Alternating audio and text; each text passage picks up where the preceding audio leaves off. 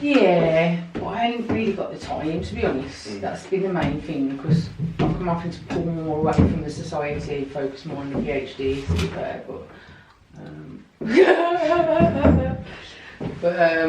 yeah, when that's in the bag, you know, then there's going to be a lot more opportunity.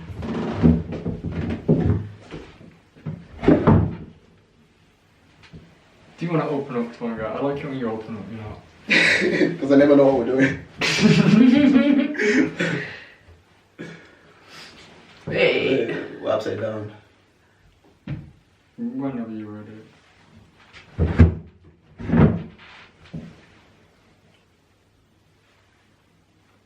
Whenever you're ready, Tawonga.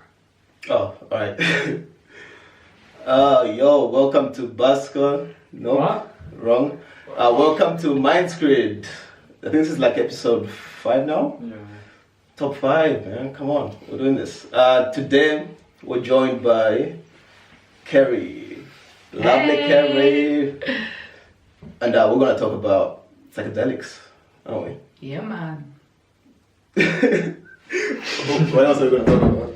I think that's it, mainly. But then we just flow, we just go whatever comes, innit? Okay.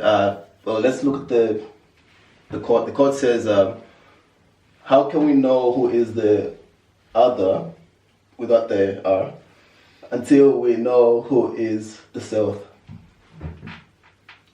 So I think we have to like define what these things are. Like, what's the self to you guys? What's the self? Oh gosh, man, jeez. Oi, strain deep. Starting off with Strain the jugular. There's no lube, Yeah. I think. So what is that? What is the self? So we can go all like Freudian and be like the ego and the id and the super ego. And how do you feel? You're the psychology Well, graduate. What do you think of that? we're all psychologists here. We're all amateur psychologists. Okay, so I think it's best if we start off with the, like, without using any other person's language, like any other definitions, like what is it to you? Something that isn't like Alan Watts said. Yeah. Trying to define yourself is like biting your own teeth. Oh. It's something that can't be comprehended. To me, it's something unknown, but liberating at the same time. So does that mean that in the quest to understand the other, that it's an unattainable quest because we can't understand ourselves? We can't ever hope to understand the other. We can try. I think the self, oh gosh, it's like a combination of all your teachings, all your experiences, of all those chemicals that float around in your body to, you know, create different thought patterns and things. You know, it's a combination of everything, isn't it? You know, it's you know, that's not what I meant. Yeah, but the thing is, when you do like experience the self in that sense of the word, like you're always aware of like the experiences that you go through, or does your self stay the same when you go through these different experiences that also define what your self is? Yeah. That's So there must be some kind of common thread through there, and that's you. But then, you know, me now is not me an hour ago. That, you know, that Even a millisecond ago, anyway. you know. So me now, it's like, oh, I want a cup of tea. And me in an hour, I'm like, oh, I've just had a cup of tea. So you're in a different mind state, and like a lot of things have happened between you having a cup of tea and yeah, you get association from that. Absolutely, and all those memories associated with tea. You know, and the idea that you have a cup of tea, you chill out. And that could just be pure association. There's nothing in tea that makes you calm and relaxed. But if we ever in a drama, the first thing someone does is give you tea, isn't it? Like, so like we've mentally conditioned ourselves to see tea as something that actually kind of helps you chill. Yeah. And it's got nothing to do with the chemical makeup of the tea. It's a placebo effect. It's absolute placebo. It's absolute psychology. It's absolute but when I have constant when I have like green tea. Oh yeah. Just like the first thing in the morning, I get high on that. Yeah. What else are you putting in that green tea? Hey. And when you say I found the green, recipe. when you say green, like you mean like Green tea. green tea or like green tea? Oh no, like Sainsbury's, you can get it for like a pound. You know? So we're not talking like ganja green tea. No. That would make you chill in the morning. We'll get nothing done. Do you think psychedelics help you like come into the illusion of the understanding of knowing what self is? And do you think when we say what we believe ourselves to be, that is more of like the ego saying what ourselves are? Oh, absolutely. Mm-hmm. It's got to be, hasn't it? Because isn't that what the ego is? Is your understanding of your, that the image that you give to your own identity. So kind of by definition. But like, as for psychedelics, helping you understand, I don't know, kind of more, gives you more to understand. So help might not be the right word. Yeah. So are you saying is it just extra information to focus on and you don't really have the resources to evaluate them or interpret the experiences in those areas? Well, you realise that there's a different state of being and your mind can do things that you never realised, and I think if you start to be introspective on psychedelics, it can open up all these doorways of areas that you may not have otherwise thought of. So let go it may not be helpful, but it certainly helps kind of, it complicates it in some ways, I think, because it gives you more to think about and from a completely new perspective, but that complication isn't necessarily a negative thing, because it gives you a greater depth of understanding, and a different perspective of, how to look at that and how to analyse yourself, and you can probably see things in yourself that you wouldn't have otherwise seen and gone, actually no, I've always thought that there's negative things about me, and I can introspect and go, actually no, maybe that's not necessarily the case, or maybe that doesn't even necessarily matter, like if the idea of the psychedelics breaking down ego, it's kind of like breaking all the Lego bricks apart and then putting them back together again, you know what I mean? Yeah. And it's kind of like new Lego bricks then as well. Yeah. Or maybe Lego bricks that you lost. It's kind of like as we grow older, we've had like, if our life is a metaphor for like a puzzle, we mistake ourselves of being a certain puzzle, but also other people have pushed puzzle pieces into our puzzle and they haven't fit, they've never fit there, they never ever did, but they got a hammer and like smashed it in there, tried to really get it in there, and it's just it doesn't look like a puzzle. Yeah. And it's a square box as well, the puzzle thing, and it's a square. Yeah. And I guess, everyone has missing pieces in their puzzle boxes, and they might like look at something that looks like it might fit, but it actually won't fit, and it's the wrong method for that person. I think and I feel like psychedelics kind of like shatter the puzzle into trillions of billions of pieces. And but then who puts it back together? Wow, that's like how we were saying before, how some people use them and how change their life around and heal off them, and others like just use them and then carry on being who they were before. It's the fundamental of it is down to us, for us to put them back together, because it does put it back together. Type kind of puts it back together when we come back into this reality, and this reality, like how we was talking about before. My mind's getting to so many ideas while I'm talking about this shit, like. How we was talking about before of like us maybe being beings that don't die, but we're only like introduced to death because it's a collective belief. You know what I mean? And we grow older because we've death is like a social construct. Yeah. So I was introducing Billy to the author Robert Anton Wilson, and it was one of his philosophies that we only die because we believe we're going to die. And we, through like essentially mentally manifest that, and, keep telling ourselves, because socially, it's a given, or it's believed as a given that we're going to die. That then we mentally tell our body that, and therefore our cells don't regenerate, and we grow old, and we get wrinkles, and you know, that's immortality that you're talking about. Then. Well, that was Wilson's theory. But could you imagine ever reversing that belief in yourself? That would be a really difficult thing to overcome, and to, you know, because so it's a fear of death, is it? Not necessarily fear of death. A belief that death doesn't have to occur.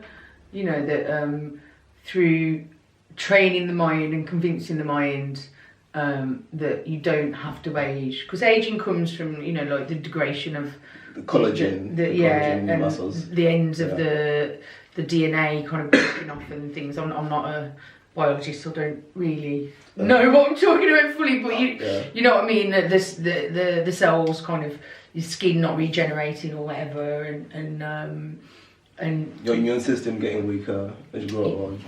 And all these things, your joints and things, and you know what he was saying was, if you focused on this idea that doesn't have to happen, that, you know, that's not a part of life, that it wouldn't happen. That would be so difficult to do. Absolutely. To just go. It's all in the mind, isn't it? As a man thinker. So if you think it's going to be difficult, then it will be difficult. But obviously it's because of there's the evidence around us that things do die. Yeah. And whatever that dying means, everybody's told us what it is, and like you're here and then you're not here.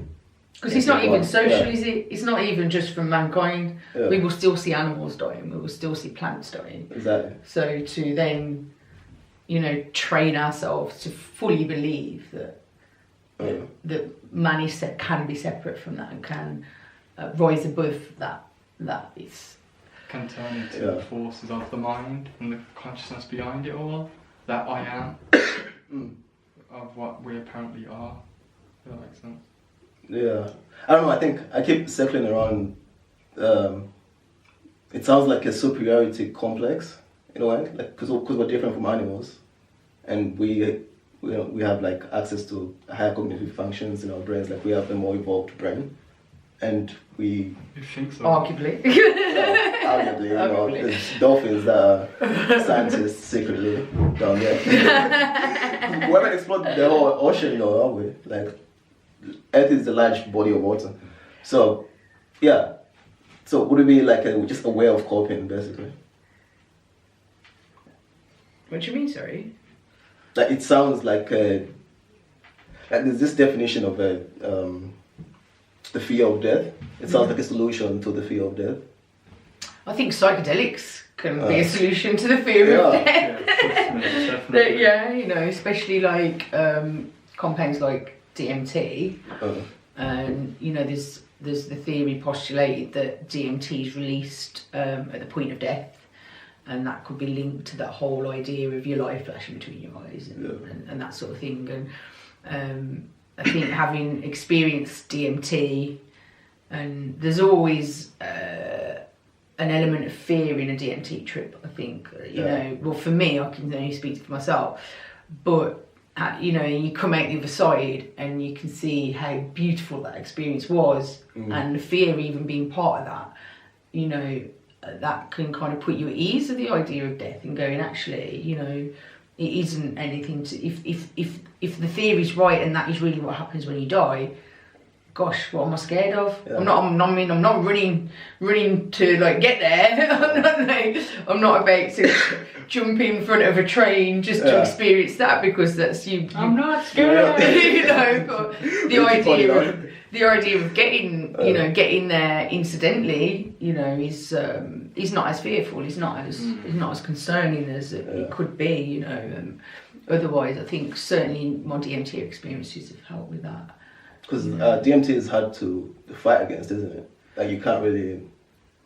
Like you have to release control. Very immersive, yeah, you do. You haven't even got a choice in that matter. No choice whatsoever. So once you take that ayahuasca, you have to sit for the ride.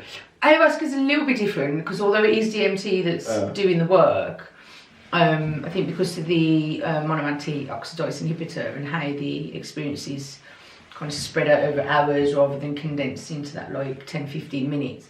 There is an element of control, there is an element of, you know, oh, I need to go to the bathroom, so I'll get up and go walk through the kitchen and go to that, and you know, you can do what you need to do. Yeah. You know, it's not, you can pull yourself out and then slip back in through the meditative state of mind and through relaxing. So, you know, so I'd say absolutely, if we're talking about crystal DMT being smoked, you got no hope in controlling that, you know. But I think with ayahuasca, you a little bit more control, a little bit more able to say, okay, I need to do this. Oh yeah, you mentioned before because like you're measuring how much you're taking as well. Yeah, most people usually take it in small incremental doses, so you can kind of gauge what your stomach is telling you, what your mind is telling you. So, so yeah, you can. But even then, even say if you did do quite a strong dose, you could have a very immersive part of it where you really getting all that experience that you've been looking for. But then you might go, oh, actually, I need a wee. You can pull yourself. Hello. The ayahuasca spirits pulling the pictures off the walls and saying, Kerry, sure. Yeah, but you know, you can kind of pull yourself together enough to do what you need to do. Go and get yourself some water, or you know, get hold of your sick bucket if you need it. But yeah, I think there's been a number of experiences with ayahuasca I've had. How many have you heard? Around about 20. I don't know exactly. I kind of stopped counting at about 15. It's around about there. I couldn't say more. But I forgot where I was going now. I think there was a few of those experiences where I actually convinced myself that by drinking the brew I'd actually killed myself and that what I was experiencing was death, and that, you know, that there's poison in those plants and you've just killed yourself, and now this is you basically in a dead or half dead state, and that's what, you know, and that's what I convinced myself. And I thought, well, it actually feels alright here. It's not, you know. So you felt like you were dying and you were like, because you kind of feel you're so much in your mind that you don't. You got all. Yeah. Like there were experiences that I'd felt a little bit omnipotent, not to sound like, you know, I thought I was God or anything, but I felt like, you know, I wasn't chained to this physical vessel. You were not attached. That there was, you know, so the state of the body at that time really was insignificant to me, because my mind and soul, or whatever you want to kind of deem it, was off floating around the room, and, you know, my body was still there. I could still see through these eyes. So you had an out of body experience? Absolutely, but I could still see through these eyes that were attached to this body, but so those two are connections. So this was something connecting you and the body. But it felt like my consciousness wasn't coming from here anymore. It was coming from there. Yeah, I hear that. You know what I mean? It was definitely. But I could still see. And I could see my knees, and I could see the room from the same place. Wasn't that I could now suddenly see behind the TV because my soul's up here, because that soul or spirit isn't attached to those eyes anymore. Like, you know, or if it is, it's by a very thin thread. You know, I don't know how to explain it. It didn't feel like a thread. It just felt like what I'm normally used to, you know, my thoughts being here and coming from here, were now coming from up there, and I felt like a gas. You know, formless, formless, absolutely. You know, but and then, you know, after that, I kind of was like, oh, that's cool. Alright, get back in my body now. Like, you know, alright, get back in. Oh, I'm not dead. I'm not dead. I've seen enough. You know, like, that's cool. Oh, it's good to know I'm not really dead, and I haven't really just poisoned myself. And, you know, there's a fear that what if you stayed that way forever, like in that state? Yeah. People like catatonic. Yeah, you couldn't get by like that. No. by I don't know, have you ever heard of that happening to anyone? No. I haven't like researched it, but I think that would be my fear if I ever experienced like that detachment. Mm-hmm. Then not being able to get back in, yeah. Because like you were born with the body, like you're still like you've lived your entire life with that thing. Yeah. I mean, it's a possibility that could have been death. That could be, you know, and that maybe if I'd have gone, I'm not getting back in my body, and then eventually my body's going to waste away because I've not fed it. Mm-hmm. You know what I mean? And because my consciousness is offloading, doing other things. Minding its own business. You know, that it essentially what could have been happening is that halfway point between death, but we don't know. These are not things that are measurable, are they, with cameras and rulers and in that positivist kind of way that kind of science demands. So it's beyond the realm of science, because they have it's beyond the realm of science at this point in time. Yeah. You know, there's nothing saying that as we progress as mankind that we couldn't find a way of like measuring that, or documenting, or you know what I mean. You don't know, man. Who'd have thought 20 years ago you could have a computer in your pocket? Yeah. You know what I mean? So you don't know. That's what's this? It's exponential growth, and like technology is just like it's evolving very fast. Yeah. And like probably like have you seen what's this? Not even AI, like what are they called?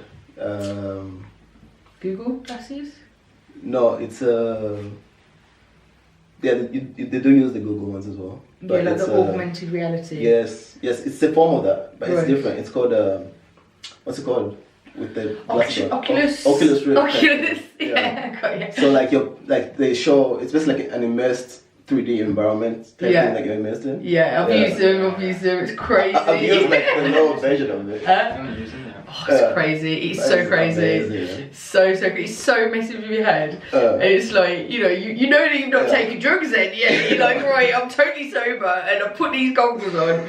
And like the one I went on, there was one that was like a pirate ship. Yeah. And it made me feel so bad. Like it's just like you're not moving, you're still sat still, and like you still feel sick. Like second life.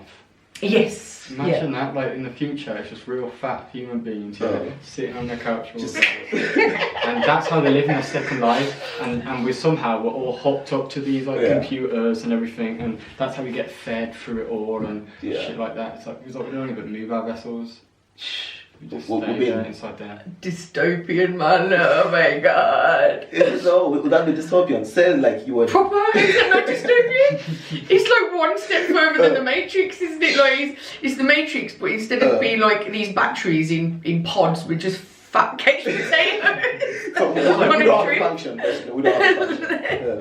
Like Wall-E in a sense. Them fat people are from that. I've never seen that. Kind of looks like that. But I've seen like with those goggles, like the artists, what they're going to be able to do in years to come. I seen like one guy, he was drawing Alien from Predator, and he's just able to like move it around, like go 3D, like carving and that kind of shit. It's crazy, isn't it? So I could imagine theme parks, so like Minecraft, huh? So Minecraft, imagine a guy creating a theme park, and then you pay £20 or something like Alton Towers, put the goggles on and check out his theme park and stuff like that. Yeah. Or the psychedelic adventure. So he makes like mushrooms and all the different drugs and everything, and then you pick one up and then you've got to press it on a certain thing, so then it kind of shows you what it feels like with that, and maybe that could be a new like way of education with our kids as well. It is dangerous. It's so hard to recreate the psychedelic experience, isn't it? Like, so I mean, like film has been trying, and they kind of almost get there, but don't quite get there, do they? It's like so difficult. But you're right, man. It's like you could do that and have that kind of kaleidoscopic thing going on, and you just like. Does everyone experience that on DMT, like the kaleidoscopic imagery? I don't know, man. I think. People I've spoken to, there's like similarities that people have. I think one of the things is like how, well, they're not, like, obviously it's always kind of individual as well in it, you know, but for me, things kind of turn crystalline. Crystalline. So, like, as if everything was like fragmented. Oh, okay. You know, like, and made it a little, like, you know, like a crystal that's got all the different sides on it. sides, yeah. So, like, and everything kind of takes on that kind of form, you know, like, so, and then... Do you feel that texture as well? Like, say, if you touch something that looks like that? I don't think I've tried, man. I don't think I've tried. But also, I don't know, it's almost like, for me, it happens like, it's the at a distance viewing that's like that. So you look around and things like that. And then, like, but you can look at your hands and your hands look alright because they're more close. I don't know, it's like weird.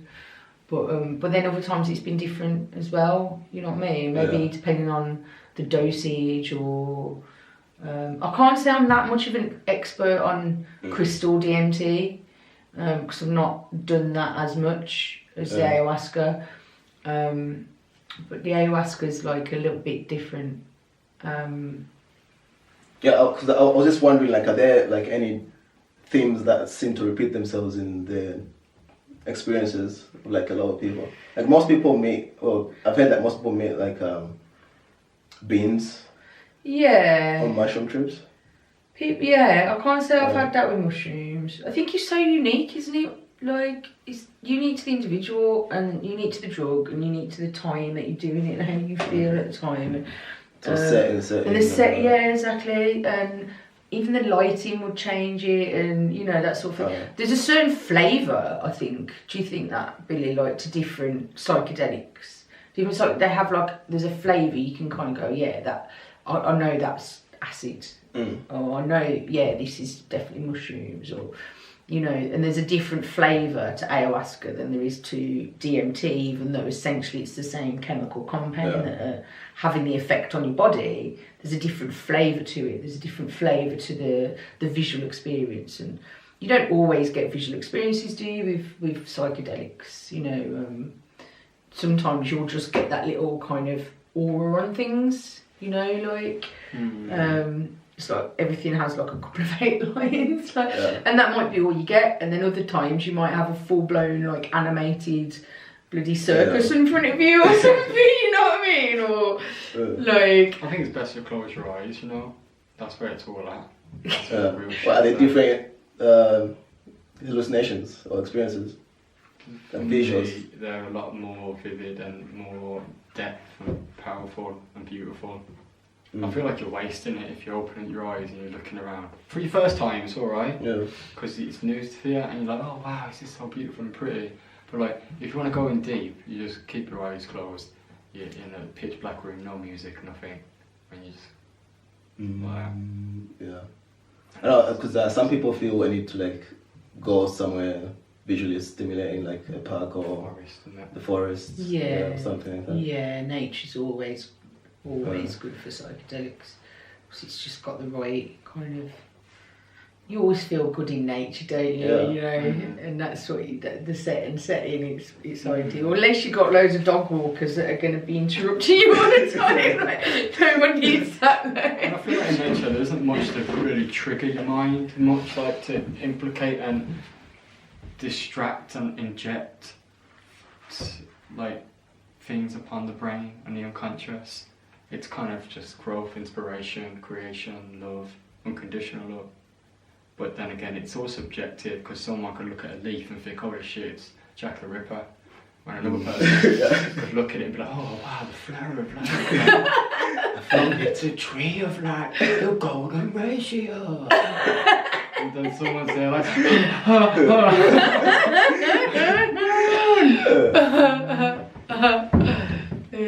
gonna have to take a little break now, because it's coming up to the half an hour mark. Thank you. We'll be back soon. Be back soon. But yeah.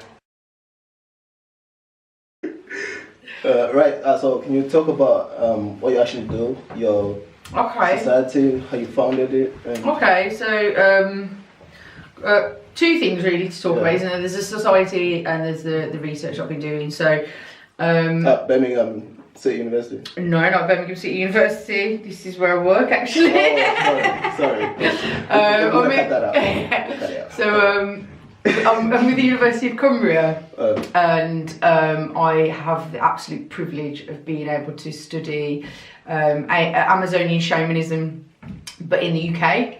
So looking at how people in the UK, British people, have kind of adopted these shamanic practices from the Amazon, which mainly revolves around the use of ayahuasca, but also things like kambo, salvia. What's kambo? Kambo is the secretion of a frog, just common green tree frog. That's why people like lick the back of the frog. No. It's the Philomedusa bicolor frog, is the proper term. And when it's agitated, it releases this waxy kind of secretion on its back.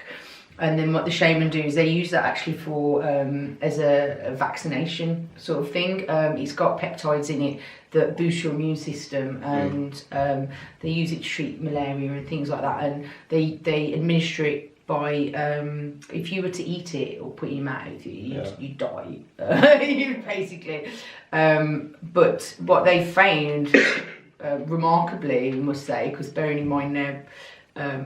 Primitive people, or tribal people living in the jungle, somehow they discovered that if you burn yourself and you create a blister and create like an open wound there, and you put it on, then actually it doesn't kill you, but what it does is it creates this very intense, nauseating feeling. You get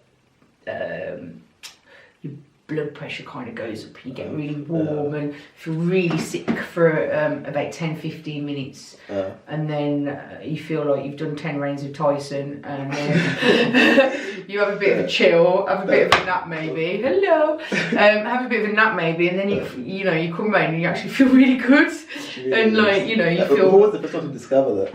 Oh, God knows. There's like a kind of fable that goes around that apparently that there was like malaria going around, people were dying, and apparently a shaman was shown in his ayahuasca journeys to the story I heard, true or not, was that he was told by the ayahuasca to gather together his tribes like warriors and go out into the jungle, and as they went out they drank more ayahuasca, and he was shown the next stage of the journey, and until eventually they were introduced to the frog, and the ayahuasca was supposed to have told them how to administer it safely. I keep looking at my arm, but it doesn't necessarily have to go on your arm. A lot of people have it on the back, so that's one of the things as well.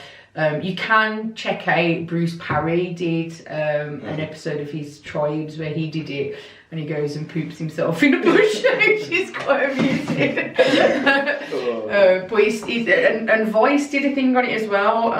What's that guy's name in Voice? Forgot his name. It's got Anthony. Bodies in it. That kind of go down. Anthony.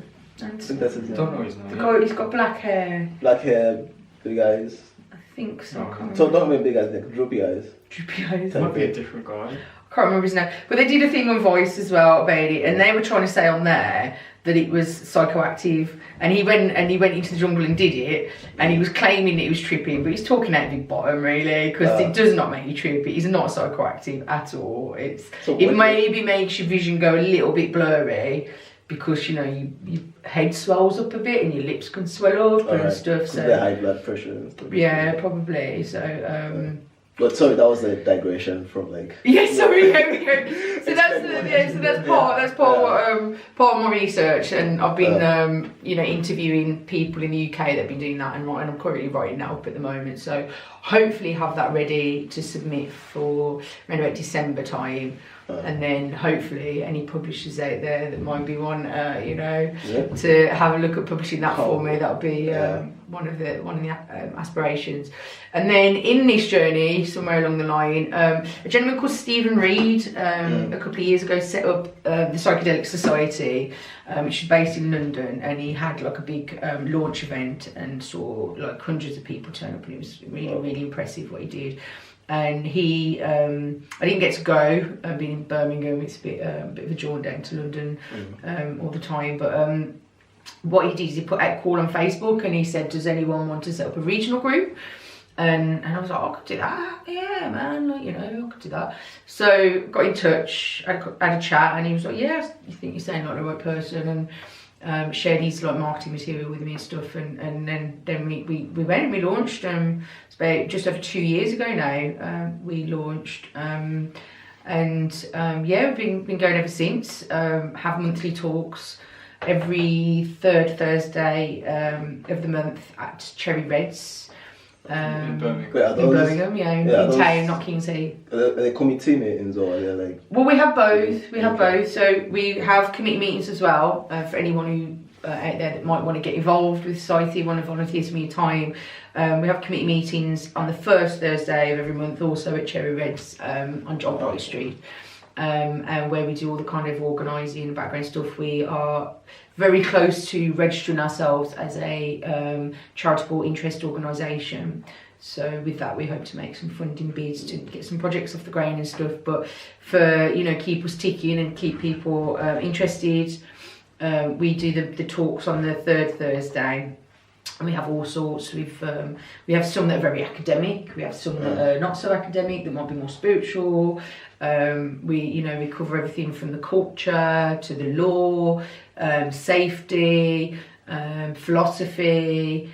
We had comedian Carl Donnelly come. I don't know if you're familiar with Carl Donnelly. No. He's got a fantastic set that he does. He's a stand-up comedian about his experience with ayahuasca, and I won't give it away because spoiler it. Yeah, it'll be spoiled. I don't want to give you spoilers, but if you get to go see Carl Donnelly, do, because he's hilarious, and he's about how his ayahuasca experience has changed his life, and how DMT made him vegan, which there's some strange side effects of DMT. You just wake up and go, I'm vegan.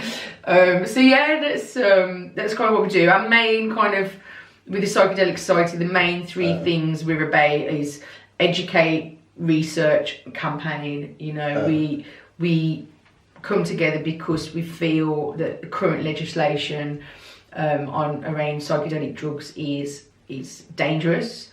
It's nonsensical. It's not based in scientific fact. It's not based, the drug classifications are not based on potential harm. And if they were, then alcohol and tobacco would be like class A.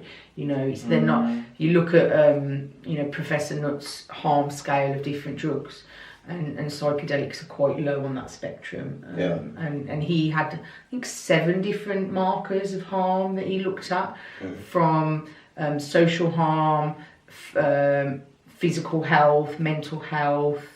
I can't remember all of them, but he was looking at various different things that could be impacted, and then amalgamated all that data together and came out with a scale. And right at the top there, you got alcohol and tobacco and things like GHB and stuff like that, I think. And then down here, you've got, right down the other end, you've got magic mushrooms and like LSD and stuff. So what's it based on then? Like the stigma around it? The laws. The laws, yeah. It's hard to say, without speculating. I couldn't say with any certainty. I think probably fear of the unknown. A fear of everyone having an experience that changes them. Yeah. Well, it kind of changes the whole paradigm, innit? It enables the individual to expand his consciousness and look out of the whole bullshit alternative reality we've been fed this whole time. Yeah. And that scares the mass. That scares the individuals who were trying to keep a closed door on it and to make it taboo. Like depression is taboo. And like these subjects, like why the fuck are you making depression? Yeah, it's tough because like subject. weakness is like no one wants to see weak people. It's crazy, isn't it? As well as these drugs, like you have to be careful and not just like be excited about them and go straight in. You've got to research and know that these are really powerful healing tools. Yeah. Like, but it's hard because making these sorts of things can help a lot with an individual who wants to help themselves and learn more about it, to do it safely and stuff. But there are other people that were using them for like escapism. Yeah. So it's a really difficult field. I don't think there's anything wrong with that. There's, you can use psychedelics for self-healing. You can use them as a spiritual tool, and you can just use them for fun. And I don't think there's anything wrong with just using them for fun. as long as you know what you're doing, as long as you treat them with respect, as long as you know your dosage, you know your limits, you know the people that you with, and you feel comfortable and safe. There's no harm in having a laugh with them and having fun with them, because some things can be ridiculously funny on psychedelics that would normally be actually quite mundane, or but plus ayahuasca is not really that accessible. No. Ayahuasca is certainly not something you do for fun. No, it's because there's a lot of cultural baggage that comes with ayahuasca as well that deserves respect. It deserves absolute respect, and did you have to write about that in your research? Absolutely, yeah. Because I'd be wrong to not pay dues to where it's come from, and why the shaman in the Amazon use it. And they don't use it for fun. They do use it for divination. They do use it for healing. And that's not to say that people in the UK haven't just brought the ingredients and brewed it up at home and just done it for experimental purposes. But I don't think it lends itself to being a fun drug. Like you can have fun with magic mushrooms. You can have fun with LSD. But there's a certain sacredness to it. Absolutely. Like put it on like a large pedestal. There's an absolute sacredness to it. Absolute, And I think like back to the question about why they're illegal. I think with it all started with LSD, didn't it? Really, with Timothy Leary. Yeah. So he'd been part of that whole government experiments with the MK Ultra sort of stuff, and then he kind of got high on his own supply and had an awakening and realised what he was doing to people and sending people to Vietnam on LSD into a war zone, and that's really, really shady thing to do. But and then he kind of got that whole coined that phrase, turn on, tune in, drop out. And you're familiar with that. And he started like a movement, and it was part of that whole free love and sex and drugs thing in the 60s. And it was that the government were then afraid of. You got all these people. He's essentially telling people to drop out. And that's not good for capitalism. That's not good for capitalism. No. It's not good for any society. It doesn't have to be a capitalist society. A communist society. You can't have everyone dropping out. You can't. You know what I mean? Wouldn't that just bring out anarchy? Essentially. I wonder how that would go down, In real terms, actual real terms. But I think that was certainly the thing with LSD and how that then became legislated, and then there's a knock-on effect. Magic mushrooms also then got bundled into that, and we all know that cannabis was originally legislated because of racist intention. It was to demonise the Mexicans and in Australia and in America, and then in Britain it was to do with this guy, I can't remember his name, in Egypt that went on this Madden about it and started making all these claims, and that whole video Reefer Madness came out and everyone got really scared. And it was just hysteria and propaganda, and and all this fear of people not getting up in the morning and going and doing their job, and people, we can't. A society wouldn't work. I don't want to come across as a capitalist, certainly not, but a society wouldn't work if people didn't work. You know what I mean? You need people to be your doctors, you need people to be firefighters, you need people to, farm your food, and if that didn't happen, then we'd all, fall into... It's part of the structure of the society. Absolutely, and I don't think any culture would work. You can have cultures without money, but there's still an element of work that needs to be done. There's different tokens of exchange, aren't there? So even in a tribal culture where they live off the land and they farm their own food and they have no necessity for Tesco's or any other supermarket. Gas pumps and all that. There's still particular roles that need to be fulfilled, and you still need a healer. They still look for someone to be their guide, to be their, either spiritual guide or their moral guide, or there's still particular roles that need to be fulfilled. So if everyone just suddenly went, I'm not going to do anything and I'm not going to contribute to my fellow man, then everything would fall apart. And I think it was a knee-jerk overreaction. Well, was that what was happening? Pardon? Was that what was happening? No, I just think that was the fear of what might happen. Right, yeah. That, oh gosh, look at all the young people now taking drugs and enjoying themselves in fields. Oh my God, then they're not gonna become our next car manufacturers, or they're not gonna become our next, nuclear weapons manufacturers, or you know what I mean? That's to take quite a cynical view of it, but how will society work if all the young people just drop out and don't do anything? And I think there was a fear, and I think, it was totally an irrational fear. Yeah. And at that time, our relationship with psychedelics, I mean, you can argue that at least white Western relationship with psychedelics was young and new, and we were childlike in our relationship with them, and we've moved on and we've grown and we've learned how to become more responsible with that use, and we've learned actually, you can function perfectly well in society and hold down a job and do perfectly well in your career and still be a psychedelic user, and I'd like to think that I'm a testimony to that,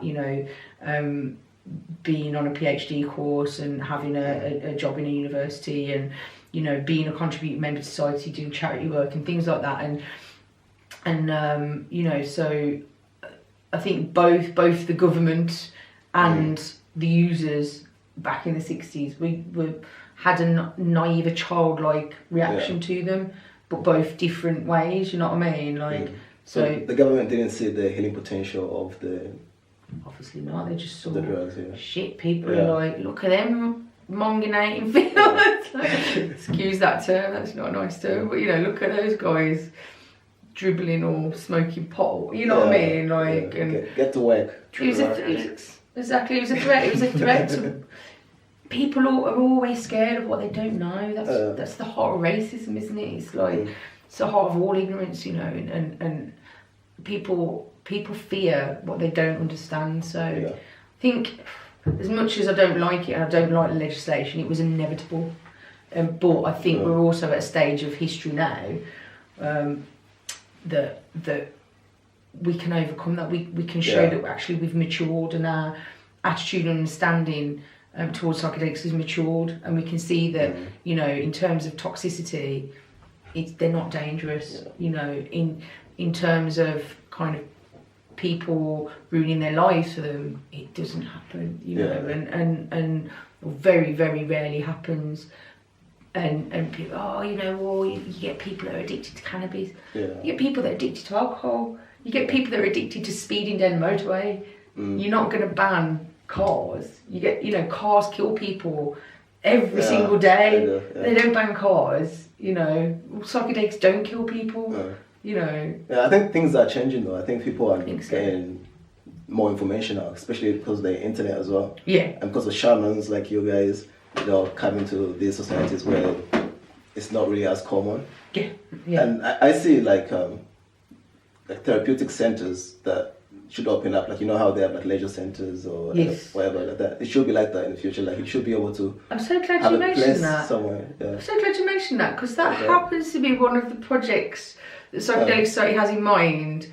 We're actually when we're actually formally an organisation, we're in a position to put in some funding bids.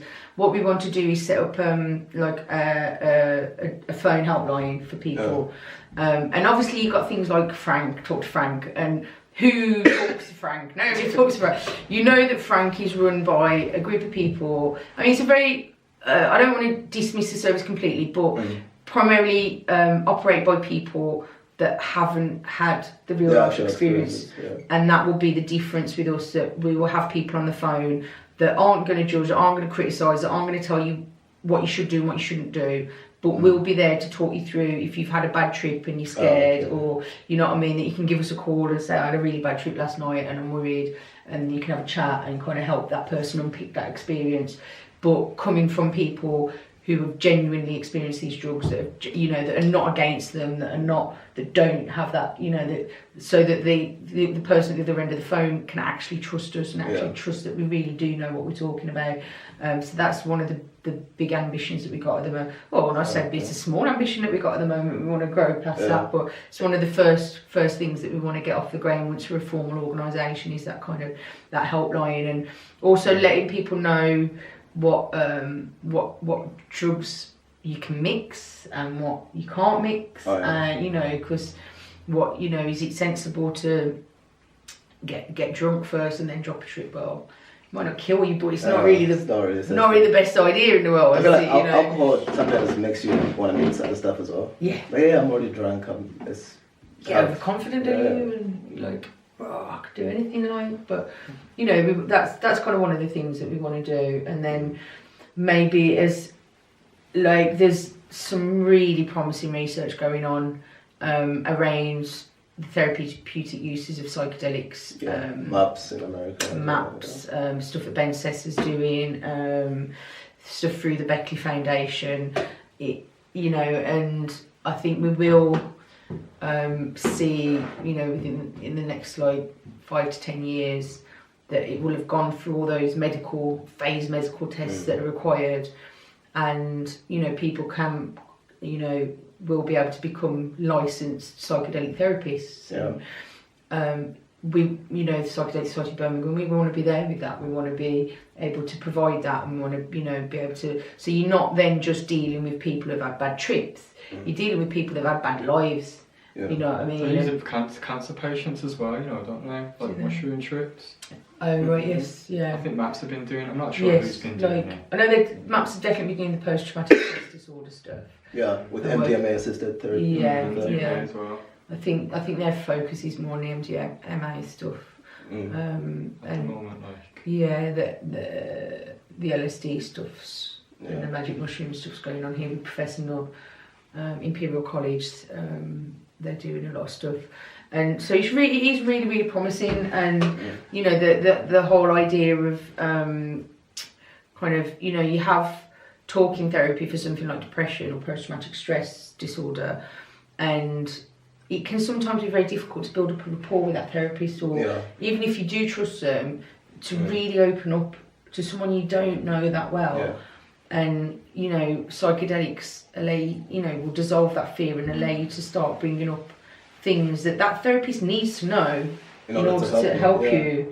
And the idea that and so it's not even then about the therapy dealing with some of the things that can go wrong with psychedelics, but dealing with things that have gone wrong in life, you know. And that's what they're finding most in with the MAPS. Yeah, I think so. And there are other alternatives and ways to create this healing, because obviously the pharmaceutical company is very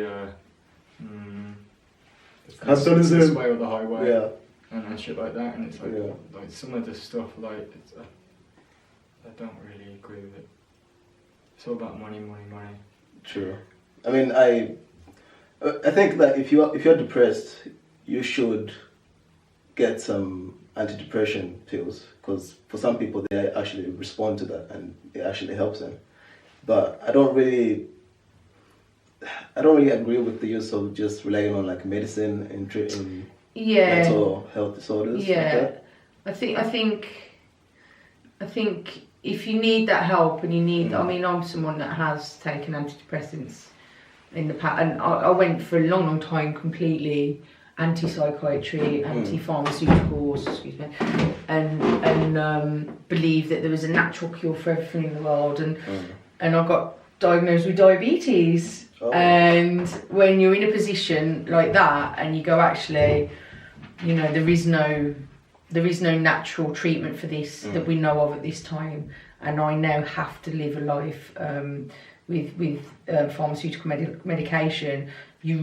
I was forced without choice to reconsider my position, and you know, with you know, psychiatric issues, there is that kind of, you know, well, this psychiatric condition actually makes me who I am, and it's like, you know, like you say, people with bipolar actually really enjoy that high phase, you know, and So the people that don't seek help or see themselves as having a condition, or seeing that condition as like a superpower, okay. So makes them different. You know what I mean? Like, and I'm not saying that's not the case, but if you're someone that's severely depressed and you're thinking about suicide on a daily basis, then rather than picking up some pills for an overdose or a blade to like slice your wrist or something, I don't think there's any shame or any harm in going to your GP and getting yourself some antidepressants.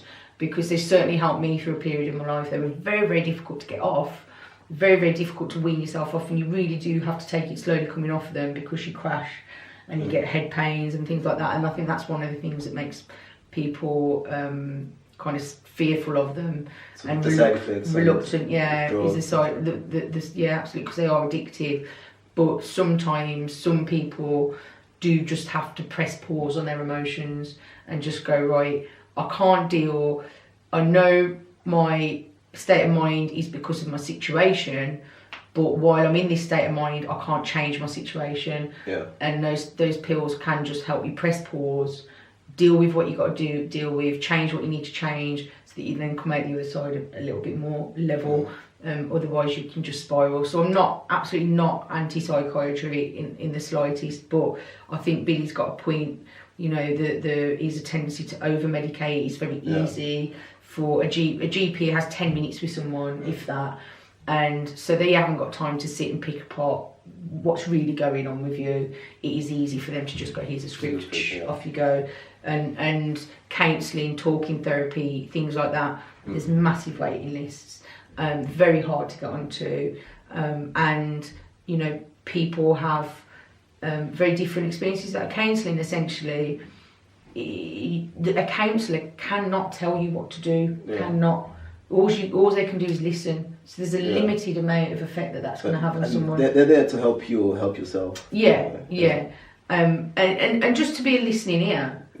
And sometimes that is all you need. Sometimes you just need to be able to vent what's going on, not with your friends, not with your family, because that makes you a downer or whatever, or you're not used to opening up to those people, and you just go and use that counsellor as like an emotional dumping ground. You know what I mean? And so it has an effect for some people, but it's limited. And then and then you can go up the scale up to CBT, then up to all the different therapies. They can be limited, and they're effectively limited depending on the individual and their commitments to fighting change. And they're expensive. They're expensive treatments. And there's only a limited amount of therapists that can deliver it, and the waiting lists are huge. You know what I mean? And that's a real problem with psychiatry in the UK. I think is that it's very, very difficult to get that non-medicinal support and treatment that you need. So it gets easy just to give prescribed medication. Absolutely. Here's some sertraline, or here's some. And they usually just treat the symptoms. They don't actually treat the root of the problem. Absolutely, because it might be that you've got a particular way of thinking about things that creates an effect in people you interact with, that then creates an effect on you. You know what I mean? And so you could be the cause of your own issues, but you're the only constant in all your issues, aren't you? So that's the karma you were talking about before, wasn't it? I think maybe, yeah. If you go through life and you keep having shit happening to you, you keep skipping jobs and going here and there, you're the only constant in all that situation. The whole world can't be made up of cunts. Excuse my friend. It's okay, you can swear. Thank you.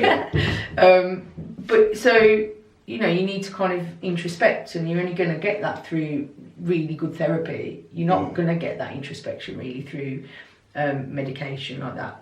Can get it with psychedelics. You can go into a really introspective state with some psychedelics.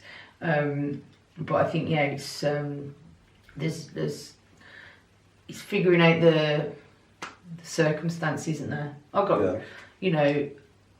I think it's a brave thing to go on to antidepressants. There've been people in my life that I'd wished had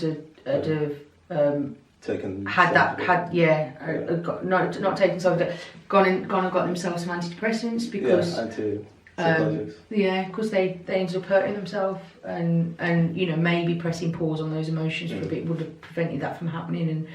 And but yeah, back to psychedelics, because we're now sitting here Yeah. selling antidepressants, and that's not necessarily my MO really. But for me, as my own individual perspective, when I was like very manically depressed, and I had to go on those pills myself, the pills for me paused emotion. Like it made me feel even more psychotic. Like I couldn't, I felt numb, like a zombie.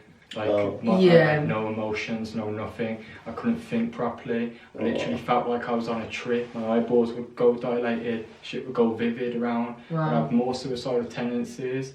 But with like the mushrooms, it kind of not only put a pause. No, it didn't pause the emotions. It kind of like brought in a teacher or like a few close family friends that you've never had that connection with before, who you've never met, and they're like caring and loving, and it's kind of like, okay, Billy, so let's have a look at your timeline, go through your lifeline. So they explain open up these doors, let's see what this is and this is and this is, and it's like having a council of Greek philosophers going into different aspects and doors of portals within your life.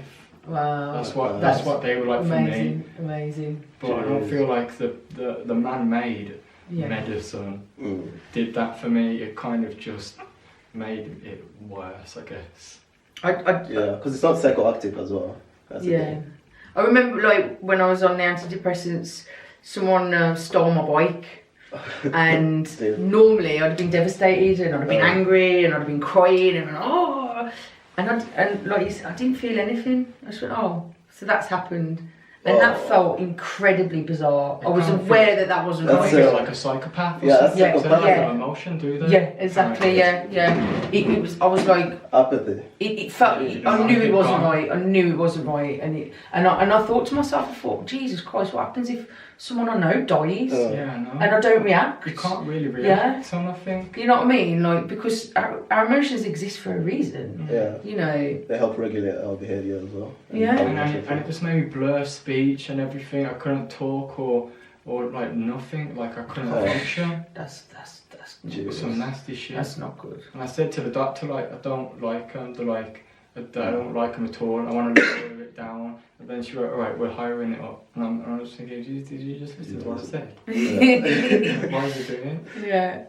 But I'm not discriminating them 100% because it's everything is different. It works for different people, different things and whatnot. Yeah, some people it's it may help. circumstantial, isn't it? But I don't know if.